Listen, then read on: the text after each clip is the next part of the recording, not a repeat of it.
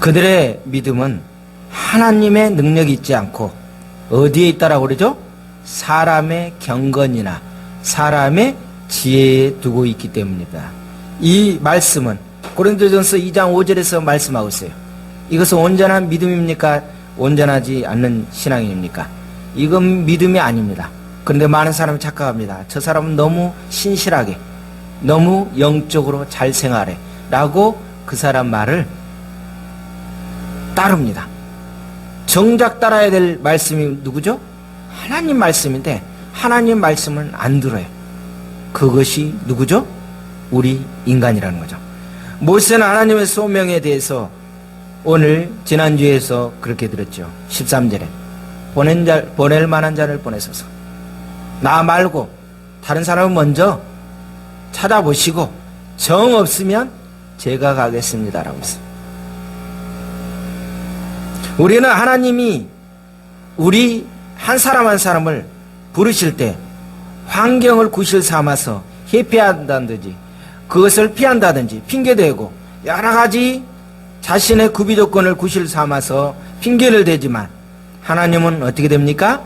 집요하게 저와 여러분을 찾고 계신다는 것을 우리가 말씀을 통해서 깨달았습니다. 오늘 본문 내용은 40년 만에 나이가 80이 되어 애국으로 귀국하는 그런 모세의 모습을 볼 수 있습니다. 이제 떨기나무에 그 불꽃도 사라지고 그것에 대한 감격도 없어지고 지금의 결정적인 시간, 바로 어디로 가는 것만 남아있죠? 애굽으로 가는 시간밖에 없어요. 이제 모세의 마음속에는 하나님이 하시고자 하는 이대한 계획이 있었어요. 그러나 마음속에 어떤 마음이 들었습니까? 마음이 편치가 않아요. 왜? 애굽으로 가려니 얼마나 마음이 두렵고 편치가 않겠습니까? 하나님과의 관계가 바로 된 사람은 사명이 있고 미래가 있다는 것을 우리는 깨달아야 됩니다. 내일은 누구에게 속해 있기 때문에 그렇습니까? 하나님께 속해 있기 때문에 그렇습니다. 미래, 바로 하나님의 것이라는 거죠. 내일이 없으면 오늘을 우리에게는 없다는 것을 깨달아야 됩니다. 하나님은 어떤 일을 이루시기 위해서 누군가를 보내실 때 결코 아무런 계획 없이 대책 없이 움직이시는 것이 아니라는 것을 알아야 됩니다. 자신이 하나님의 소명을 받았다는 확실한 소명의식과 하나님이 함께 하신다는 그 확신이 없이 하나님의 일을 할 수 없다는 것을 우리는 깨달아야 됩니다. 소명의식이 없는 사람은 하나님의 일을 할 수 없습니다. 하나님의 일을 하는 사람들은 그 일에 대한 분명한 확신과 하나님이 동행하심을 우리는 믿는 사람이 바로 소명자라는 것을 깨닫게 됩니다.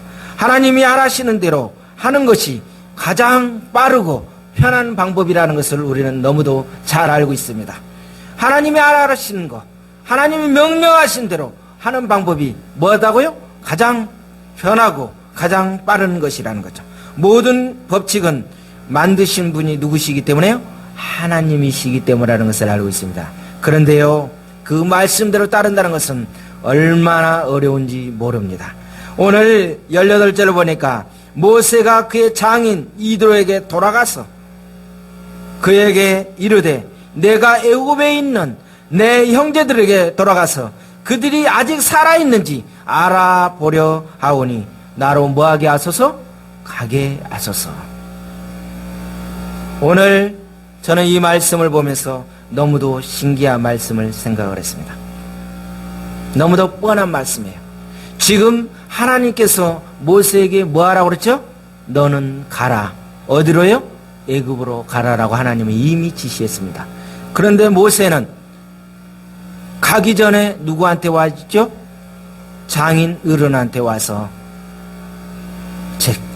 제가 애굽에 가야 되겠습니다. 하나님이 이렇게 저를 사명을 주셔서 떠나라고 합니다. 동족을 살리라고 합니다. 라고 이야기하는 것이 아니라 뭐라고요? 말을 바꾸어서 아주 최대한 대로 장인어른이 들었을 때 마음에 부담이 안 가게 최대한 대로 편하게 어떻게 됩니까? 거기에 대한 말을 합니다. 왜 그럴까요? 모세의 마음속에 여러 학자들이 그렇게 이야기합니다. 어떤 사람은 모세가 아직 믿음이 없고 확신이 없기 때문에 두려움 때문에 그러겠다. 또 어떤 사람은 아니다. 장인어른에게 영적인 하나님에 대한 그 온대한 그 사역에 대한 비전을 알려주면 어떻게 돼요? 장인어른은 당연히 반대했을 것이다. 그러니 그 용량이 안 되는 사람에게 다 설명해서는 뭐 하겠느냐? 그러니 어떻게 해요? 지혜롭게 설명했다. 여러분, 전자가 맞을 것 같아요? 후자가 맞을 것 같아요? 둘 중에 하나 고르세요. 저는 후자입니다. 저는 후자라고 생각합니다. 둘 다 있을 수도 있어요. 근데 요셉에게는 어떻게 됐어요? 이 하나님이 명하신 말씀을 다 알려줘도 장인어른이 지금 소화를 해요? 못해요? 못하는 거예요. 우리가 그러잖아요. 하나님 일할 때 영적인 일을 하나님이 나에게 주셨어요. 사명을 주셨어요. 꿈과 환상으로 정확하게 음성으로 주셨어요. 그런데 내가 어떤 사람에게 가서 이야기를 하면은 할렐루야, 저도 들었습니다, 아멘 하고 이렇게 하는 경우가 거의 있습니까? 없습니까? 없지요. 유아실 어때요? 있어요? 없어요? 나는 못 들었어요. 아직 나는 못 봤어요 라고 이야기합니다.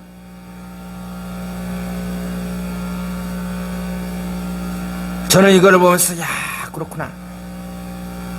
우리는 때때로 신앙은 좋은데 매우 상식적이지 않는 사람들을 보게 되는 것입니다. 저는 이 말씀을 준비하면서 말씀 들어가고 있어요.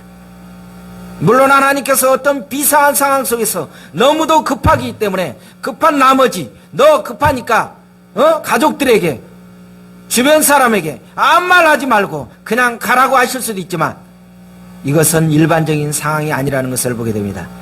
하나님께서 어떤 사람을 쓰실 때는 그 주변 사람들을 통해서 축복을 받고 떠나가게 하시는 것을 오늘 말씀을 통해서 보게 됩니다. 모세는 그냥 갈 수 있었어요. 조용히 떠날 수 있었어요.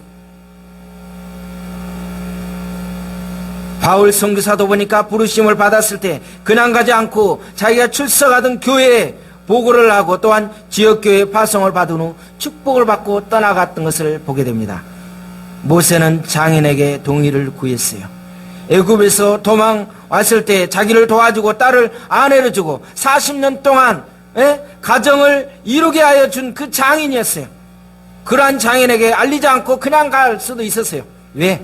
누구의 명령이었기 때문에? 하나님의 명령이었기 때문에. 하나님의 명령에만 순종하면 끝나는 거예요. 그렇죠? 잘 들어야 돼요, 말씀. 저도 가끔가다 이런 일이 있었어요. 하나님의 말씀만 들었으면서 되는데 인간에 대해서 별로 신경을 안 썼어요. 그런데 오늘 모세는 그렇지 않았어요. 순서가 정확하게 했던 것을 보게 돼요. 이런 부분을 많이 놓쳤어요. 저는 이 말씀을 준비하면서 제가 이 사역을 하면서 참 많이 봤어요. 수도 없는 교회를 제가 다녔어요. 손으로 꼽으라 할 수도 없을 정도로 교회를 많이 다녔어요. 사역지를. 그런데요, 정말 바르게 정상적으로 이렇게 들어갔다 나왔다 할 수도 있었지만 그러지 못한 부분도 있었어요. 왜? 너무도 힘든 부분이 있었기 때문에. 근데 이 말씀을 들으면서 그렇구나. 이후에 어쨌든 간에 내가 할 일은 뭐 해야 되겠다? 해야 되겠다라는 것을 깨달았어요.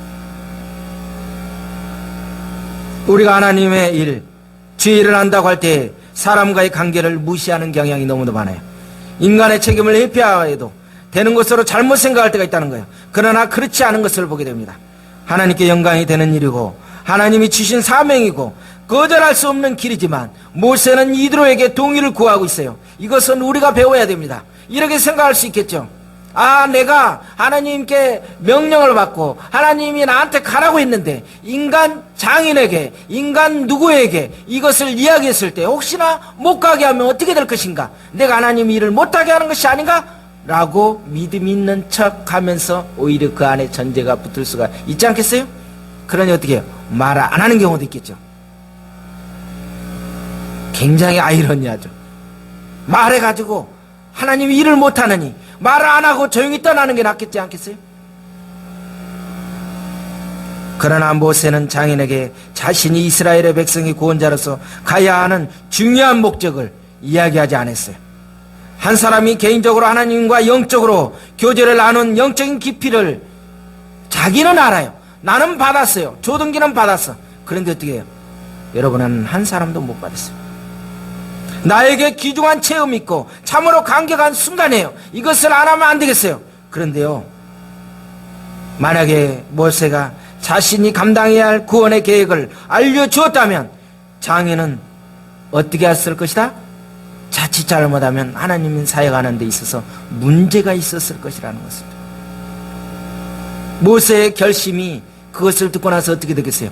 안 그래도 힘든 상황에서 결정했는데 또 흔들렸을 것이라는 거죠. 이거는 제 이야기가 아니라 수많은 이렇게 학자들이 그렇게 이야기를 하고 있어요. 은혜 받은 자에는 알지 못합니다. 그러므로 성도는 자기의 영적인 체험을 어떻게 이야기할 것인가 조심해야 되는 것을 오늘 본문을 통해서 다시금 제가 한번 생각을 해봤어요. 우리 주변에서 사단이 시험하려고 준비하고 기회를 엿보고 있습니다. 친척이나 가까운 친구들이라도 우리의 영적인 체험을 이해하면서 들어주려고 하는 자세가 되지 못하기 때문에 그렇다는 거죠. 심지어 우리 사역자들까지도 영적인 체험에 대해서 오히려 2단이니 몇 단이니 그것은 수위를 넘었느니 수많은 이야기들을 많이 하고 있습니다. 그러니 이드로는 모세에게 어떻게 이야기하겠습니까?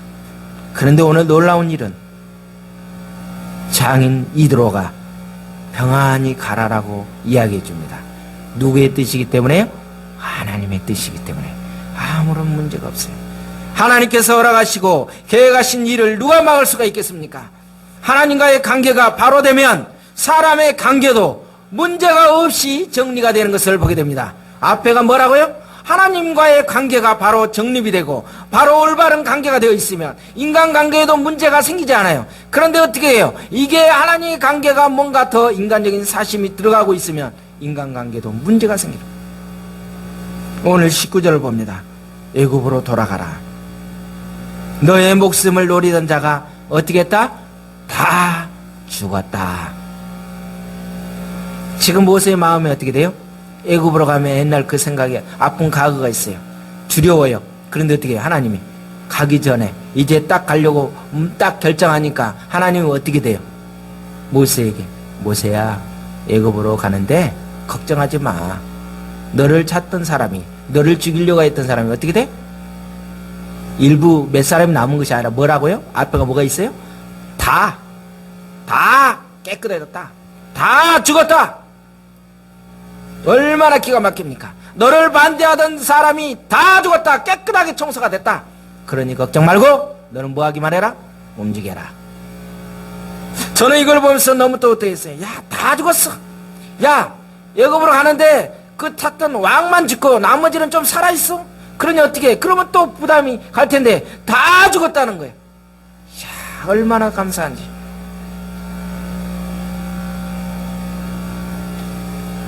너의 생명을 찾던 자가 다 죽었다. 믿음이 크면 하나님이 크게 보이고 문제가 작아 보인다는 것을 우리는 알게 됩니다. 그러나 반면에 믿음이 작아지면 뭐가 더 커집니까? 문제가 커져 보여요. 우리 주변에 이런 일이 없습니까? 제가 이번 주에 카톡에 문구를 바꿨어요. 제 카톡 들어와서 혹시 보셨습니까? 보셨어요? 뭐라고 써졌습니까? 그 용어를 애워넣으세요. 저도 못 외우지만 카톡을 보세요. 발음이 힘들어서 잘 안 외워지지만 그걸 카톡을 외우세요. 문제가 커 보이고 하나님은 작아 보이는 이것이 왜 그래요? 믿음이 없기 때문에 그래요. 문이 열리는 일은 순종하려 할 때, 내가 움직이려고 할 때 어떻게 해요? 문이 열린다는 거예요. 하나님은 모세에게 가라. 나머지는 뭐 하겠다? 내가 책임지겠다. 모든 것을 갖추고 가지고 가는 것이 아니라 우리가 움직이다 보면 하나님께서 역사하는 것을 보게 됩니다. 가는 것은 누가 할 일입니까? 가는 것은 누가 하는 거예요? 내가 하는 거예요. 움직이는 것은 내가 하는 거예요. 감당하시게 하는 것은 누구예요? 하나님이 하는 거예요. 가게 하는 것은 그저 순종만 하면 돼요. 민수기서 23장 19절을 보면 하나님은 사람이 아니에요. 거짓말을 하지 않는다는 거예요. 한번 시켜놓고는 부도 수표가 되는 것이 아니에요. 우리 인간은 얼마나 약속해놓고도 얼마나 수도 없이 변질이 많습니까?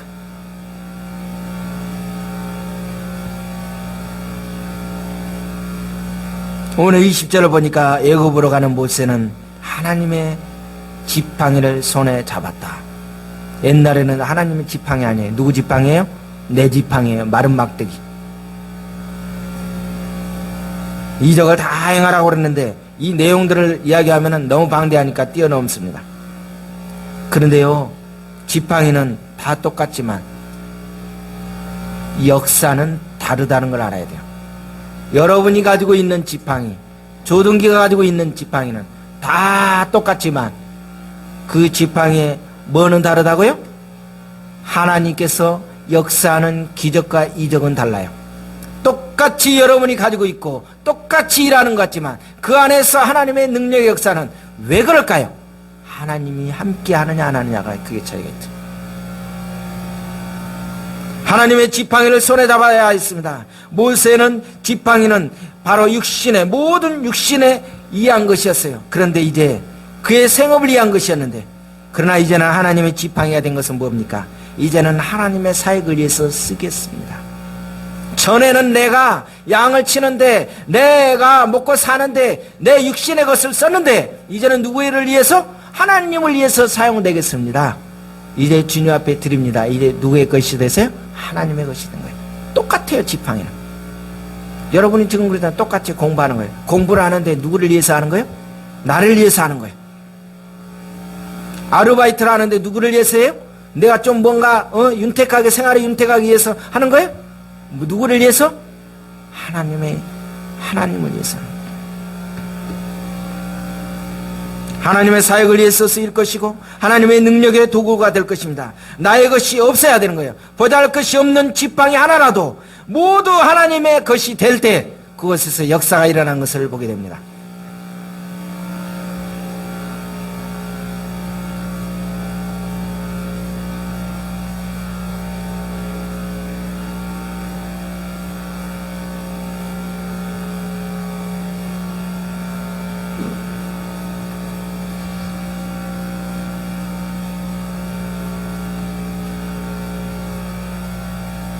(24절) 봅니다.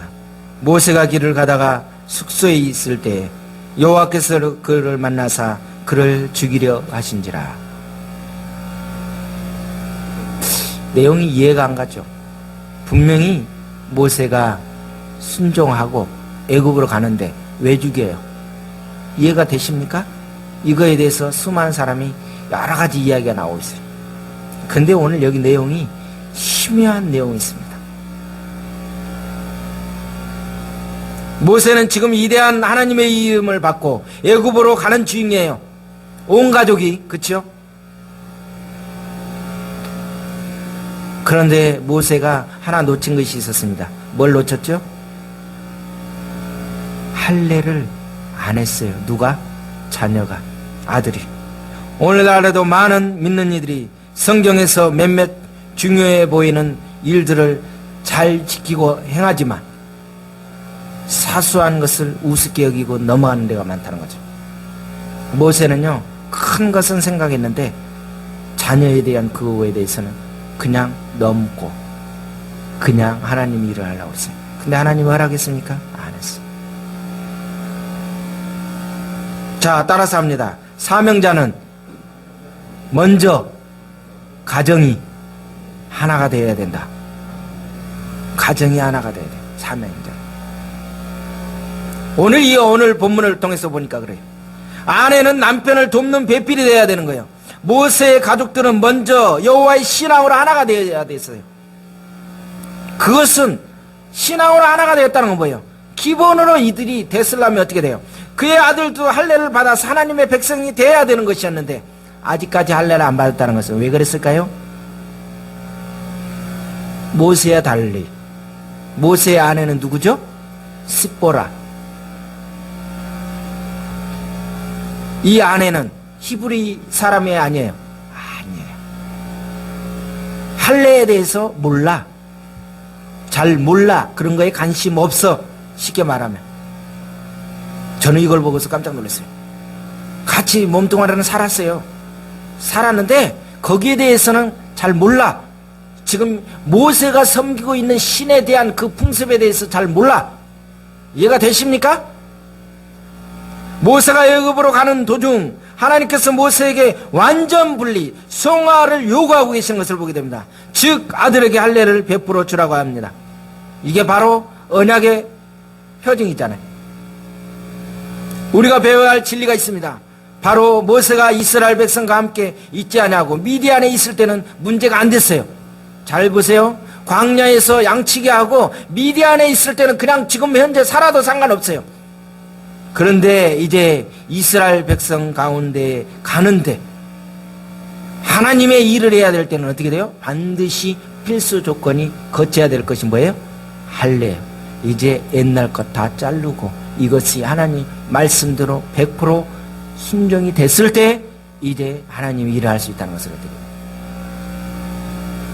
골로새서 2장 11절 12절을 보니까 또 그 안에서 너희가 손으로 하지 아니하고 아니한 할례를 받았으니 곧 육의 몸을 베는 것이요 그리스도의 할례니라. 너희가 세례로 그리스도와 함께 장사되고 또 죽은 자들 가운데서 그를 일으키신 하나님의 역사를 믿음으로 말미암아 그 안에서 함께 하심이라.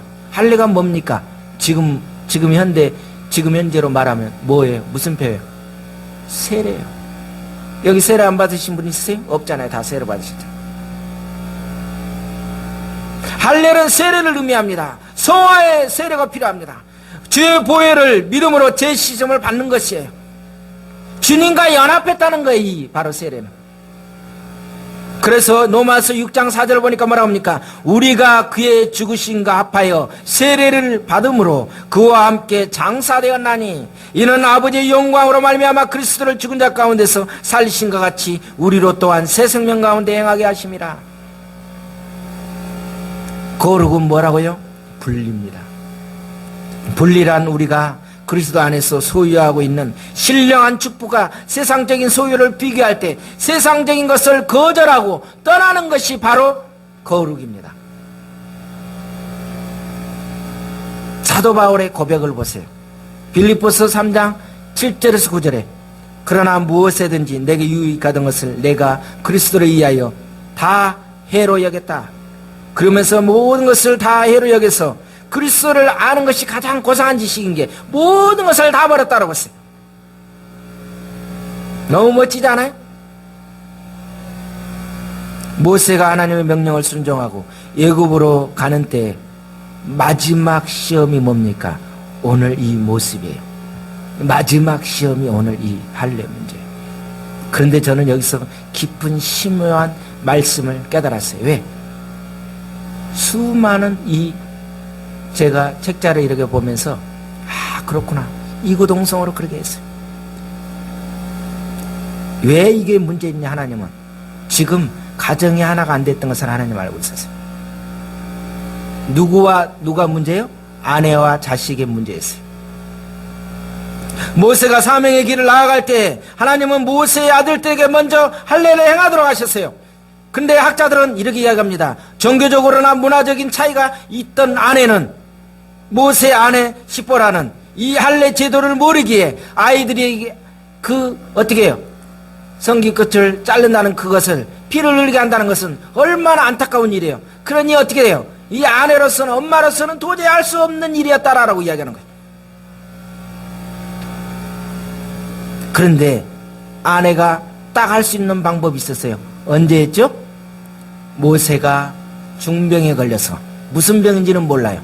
근데 어떻게 해요? 숙소에서 일어나지 못하고 사경을 헤매고 있었어요. 그때 이 시보라가 깨달았어요. 우리 이러다가 남편을 사랑하는 남편을 죽이겠다. 살리는 방법은 뭐밖에 없다? 할례를 아들 양피를 베야 되겠다. 그래서요. 그때는 칼이 없잖아요. 그러니 어때요? 가서 자르면서 피난패에 나가면서 던진 거예요. 그것도 어떻게 해요? 당신 제가 이렇게 했어요. 좋게 간 것도 아니야. 왜? 탁 고기 덩어리 탁 던지면서 에라이 그러면서 아주 그냥 불평하는 투로 딱 했어요. 여기서 우리의 모든 육신적인 허물, 가족의 인정까지 끊지 않고서는 세상의 이집트를 향하여 나갈 수 없음을 깨닫게 만드는 것입니다. 가족 구성원 모두가 성령님으로 하나가 되지 않고서는 결코 주님의 사역을 할 수 없음을 오늘 말씀을 통해서 깨닫게 해주십니다. 시보라는 자기의 불순종에 바로 남편의 목숨과 관계가 된다는 것을 알았어요. 무섭잖아요? 자기가 혼자만 하는 것이 아니라 그 불순종한 사람 때문에 옛날에 여러분 기억나시죠? 아간 한 사람의 범죄가 이스라엘 백성들을 완전히 다 힘들게 만들어버렸잖아요.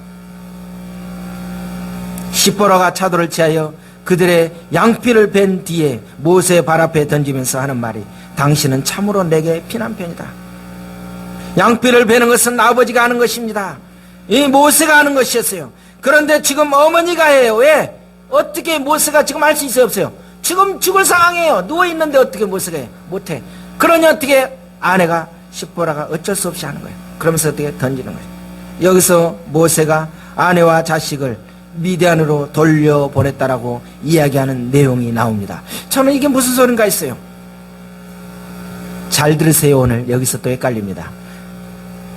제가 이 말씀하는 걸 듣고 또 2단이다 3단이다 그럴 수도 있는데, 저는 항상 제가 이렇게 설교 이야기할 때 저 혼자만의 생각도 아닙니다. 여러 가지 책을 보면서 생각을 해봐요. 자, 모세가 아내와 자식들을 데리고 애굽으로 갔을까요? 아니면 모세 혼자 갔을까요? 제가 이제 숙제를 드립니다. 데리고 갔을까요? 아니면 그냥 돌려보냈을까요?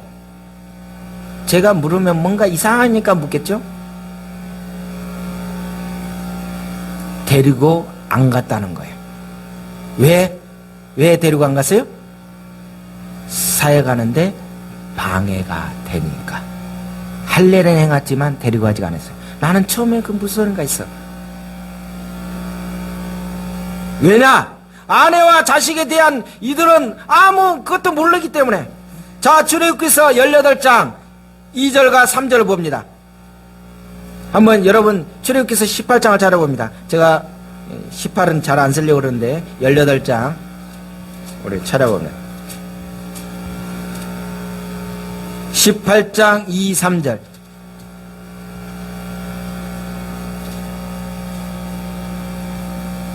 출애굽기서 18장 2, 3절. 이런 말씀 듣고 나면 꼭 이상한 쪽으로 또 적용하는 분이 있는데 그러지 마시기 바랍니다. 18장 2, 3절. 자, 같이 읽습니다. 모세의 장인 이드로가 모세가 돌려보냈던 그의 아내 십보라와 그의 두 아들을 데리고 왔으니 그 아내의 이름은 게르솜이라.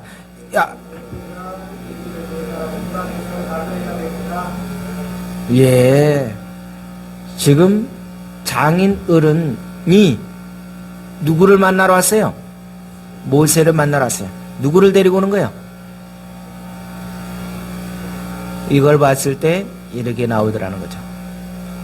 아니면 마세요. 아니면 마세요.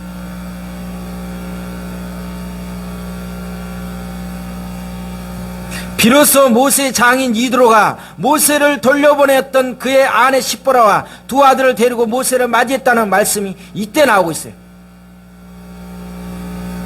자신이 가는 길에 도움을 주지 못하는 가족을 돌려보내면서까지 모세는 뼈아픈 그거 아픔을 감내하면서까지 뭐를 했더라? 하나님이 일을 했다는 거죠. 이야, 대단하지 않아요? 애들이 지금 얼마나 보고 싶고 아내가 없는데 어떻게 해요? 우리 이럴 수 있을까? 그럼 뭐라 그래요? 그래 이제 이만 신났냐?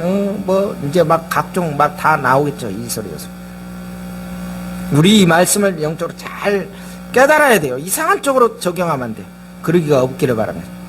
이 순종은 모세로 하여금 이스라엘 백성을 이끌고 출애굽을 하게 하는 이스라엘의 위대한 지도자가 되었다라고 이렇게 이야기하고 있어요.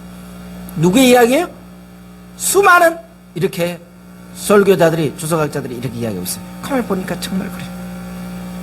같이 움직일 수도 있죠. 같이 움직이면 더 좋죠. 그런데 어떻게 해요? 지금 용량이 잘 안 되고 소화가 잘 안 되고 못 따라올 때는 어떻게 해요? 먼저 가서 하고 있는 거야. 그러니 어떻게 돼요? 때가 돼서 딱 오는 거예요.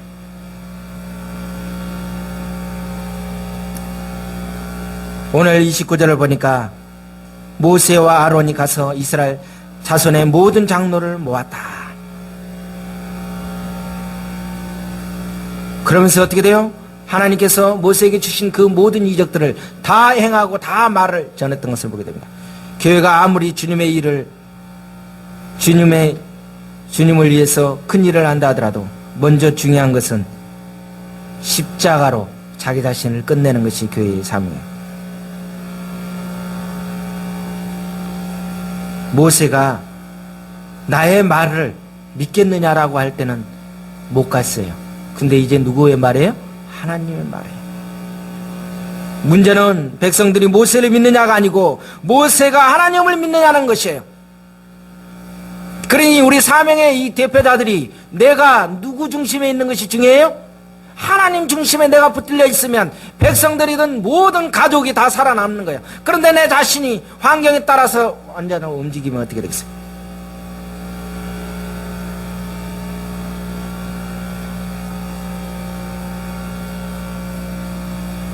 우리 만약에 따라서 합니다. 만약에 이 말 잘 씁니까 안 씁니까? 저도 많이 씁니다.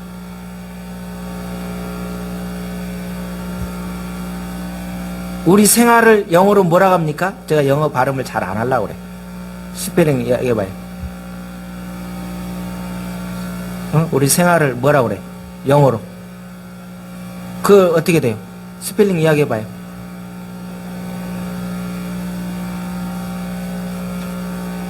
LIF가 어떻게 돼요?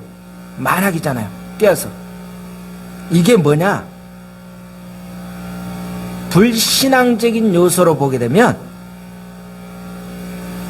문제가 된다는 거예요. 그래서 이게 똑같은 삶의 생활하는데 만약에 잘 안 된다면, 만약에 시험에 떨어진다면, 만약에 실패한다면, 만약에 이렇게 일 저질렀다가 쪽박 찬다면, 만약에 이러다가 사업 말 안 먹는다면, 만약에 이러다가 큰일 난다면 잘 돌아가고 있죠? 이것이 어떻게 돼요? 불신앙적인 신앙을 자리잡고 있다는 거죠. 이것을 우리는 꺾어버려야 돼요. 이것을 버려야 된다는 거예요. 그래야만이 하나님이 일을 할 수 있다는 거예요. 자, 이제는 만약에라는 말을 써야 안 써요? 그렇게 되면 입을 그냥 탁 막아야 돼요. 그냥 이제는 따라서 합시다. 다 같이 따라서 합니다. 디테디오스. 제 카톡이 있는 이야기입니다. 이게 뭐예요? 결코 염려하지 않는 사람이다. 나는 만약이란 게 없어요. 아이고 목사님 이렇게 일 저질러 놓고 만약에 잘 수습이 안 되면, 아이고 누구 서방님 이렇게 해놓고 뭐가 안 되면, 아이고 여보 이렇게 해가지고 뭐가 만약 안 되면, 야 한 해 동안 더 공부했다가 만약에 점수 잘 안 나가지고 대학 못 들어가면, 그러겠어 안 그러겠어? 그쵸? 우리는 어떻게 해요? 티테디오스 카톡에 있으니까 보세요. 이게 마태복음 6장 25절에서 34절의 말씀이에요. 우리는 수많은 믿음의 그 사역자들, 영적인 사람들은 다 뭐라 그래요? 결코 염려하지 않는 사람. 그래서 저도 사실은 떨고 있어요. 누구 말대로 떨고 있니? 그런데도 어떻게 해요? 티테디오스라고 우리가 해야 돼요. 그렇게 여러분들이 부르짖고 어디를 가야 돼요? 공부를 하든지. 나는 결코 염려하지 않는 사람이다. 왜? 누가 하기 때문에? 하나님이 하시기 때문에. 내가 하면 어떻게 해요? 계속 문제가 생겨요. 여러분 요거를 아예 주문을 해오세요. 그래가지고 나는 결코 염려하지 않는다. 지금 당장이나 먹을 것이 없고, 지금 공부가 안 되고, 지금 허덕이고, 계속 땜빵하고 맞고 있지만 나는 티테디오스, 결코 염려하지 않는 사람. 그냥 일반 말하지 마세요. 티테디오스 뭐라 하려면 티테디오스. 옆에 가가지고 막 만난 사람한테 그러면 무슨 소리 하냐 그러니까 너는 몰라도 돼 그러면서 이야기해.